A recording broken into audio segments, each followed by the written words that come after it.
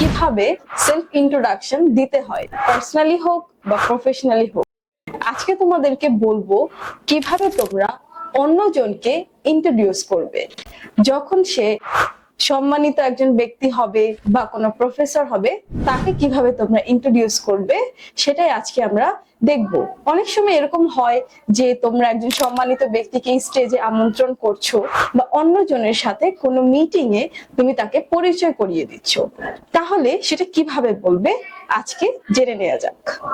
আমি বলবো আমার এক টিচারের কথা তোমাদের সাথে। তাহলে শুরু করা যাক। তোমরা বলবে লেডিস অ্যান্ড জেন্টলম্যান, এটা দিয়ে তোমরা শুরু করবে।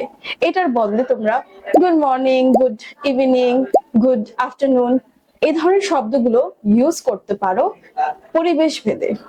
ঠিক আছে, তাহলে কিভাবে বলবে? Ladies and gentleman, it's my pleasure to introduce Muhammad Habibullah, MPhil holder, PhD research fellow, and Scopus indexed researcher. He brings with his over 18 years of experience in teaching English language and literature.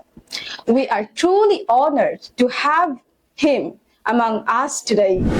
So, তোমরা কিভাবে বলতে পারো?